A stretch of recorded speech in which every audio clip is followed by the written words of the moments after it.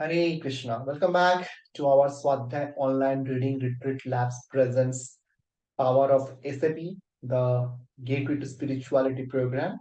And in this, we're continuing with the Gita daily series. And in the last time, if you have seen the mind map, we have covered chapter number 6, verse number 27. We need a break from the mind.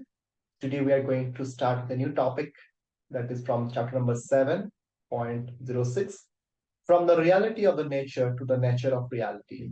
Okay, so let's first read the verse from Veda base, Bhagavad Gita as it is. We will go to the chapter number 7, that is knowledge of the absolute, and in that we do have particular verse. This particular verse is 7.6. Let me go there. 7.6 is here. So the translation goes like this: all created beings have their source in these two natures of that of all that is material and all that is spiritual in this world.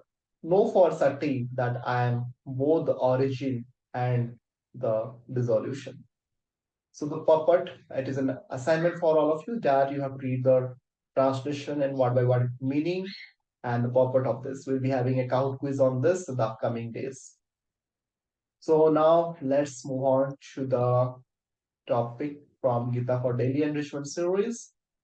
From the reality of nature to the nature of reality. The reality of nature. In trying to understand this, science equates the natural with the material. All the great theories of science are essentially attempts to understand what nature really is. These theories have led to enormous technological advancement, but a coherent conceptual framework about nature has remained elusive. If you do not know the meaning of elusive, I'll just make a highlight for you. Difficult to find or catch. For example, quantum physics and relativity are violently contradictory in their conceptions of the reality of nature. The first says waves, the second particles, right? And no reconciliation seems anywhere near the horizon. In fact, even the location of the horizon is unknown. The nature of reality. So, first of all, we have covered the reality of the nature and now nature of the reality. Gita wisdom focuses on this reality. The Bhagavad Gita 7.06 indicates is an integral whole center on the supreme absolute truth, Krishna. Nature is Krishna's energy emanating from his wisdom and working under his will. Gita wisdom deems the current scientific approach misdirected, for it agonizes over the reality of nature without apprehending the nature of reality. Agonizes, ignore the meaning, undergo great mental anguish through worrying about something. Yeah, that's the meaning. Studying nature as if it were an independent reality without considering its connection with the whole is an intrinsically fragmented approach. Such an approach can yield at best disjointed islands of comprehension amidst an ocean of incomprehension. More consequently, it cannot show us the end of the ocean because the ocean alone is the object of study. The exclusivist study of matter cannot illuminate the principles or purposes of living because both these are non material concepts. The resulting darkness sentences millions to meaningless existence.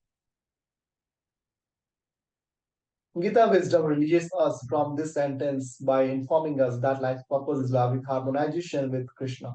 It offers the key principle of devotionally utilizing everything, including nature, for that purpose. By using nature as a tool for transforming our hearts from disharmony to harmony, each one of us can realize the nature of reality.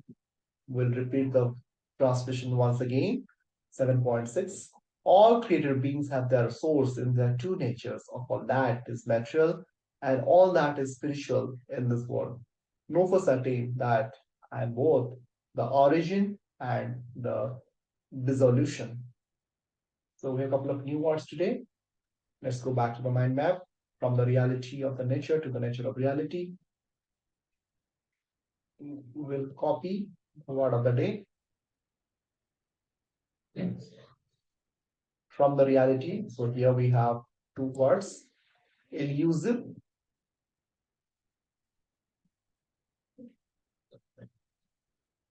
Second word was today we have learned agonizes. You might be knowing this meaning already, but agonize, agonize, yeah, that's the meaning. I think that's it. So with this, we have completed today's verse. Now let's mark it as a green.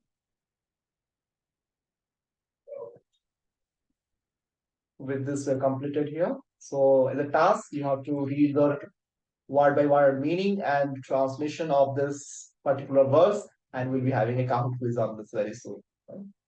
So thanks for joining in. Hare Krishna. Jagat Guru Srila Prabhupada ki Jai. Hare Krishna.